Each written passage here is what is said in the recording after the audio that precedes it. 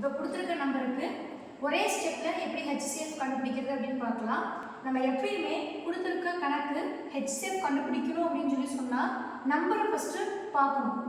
கொடுத்துருக்க 2 நம்பரும் இல்லை 3 நம்பரும் இல்லை 4 நம்பரும் எத்தனை நம்பர் கொடுத்தாங்க அப்படின்னா கொடுத்துருக்க எல்லா நம்பருமே கொடுத்துருக்க எல்லா நம்பர்லையுமே பொது காரணி இருக்கான்னு பார்க்கணும்.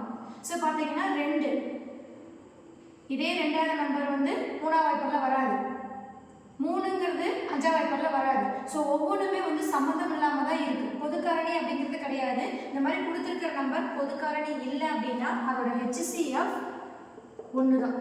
கண்ணை மூடி நம்ம எழுதிடலாம். ஒரு எக்ஸாம்பிள் இன்னொரு கணக்கு பார்க்கலாம். ஸோ 4, 9, 13 இதுக்கு நம்ம HCF எப்படி கண்டுபிடிக்கிறது பார்த்தீங்கன்னா பார்த்த உடனே தெரிஞ்சிடும். 3 நம்பருக்குமே பொது காரணி அப்படிங்கிறது கிடையாது. 2 நம்பருக்கு பொது காரணி இருந்தாலுமே அதோட HCF பார்த்தீங்கன்னா 1 தான். ஸோ இந்த கணக்கோட HCF 1. அதே மாதிரி இன்னொரு கணக்கு பார்த்தீங்க அப்படின்னா 2, 4, 9. ஸோ இதில் பார்த்தீங்கன்னா 2 நம்பருக்கு பொது காரணி இருக்கு, 3வது நம்பர் நம்ம எடுத்துட்டோம் அப்படின்னா இதில் பொது காரணி கிடையாது. ஸோ இந்த கணக்கோட HCF ஆன்சர் 1 தான். Thank you.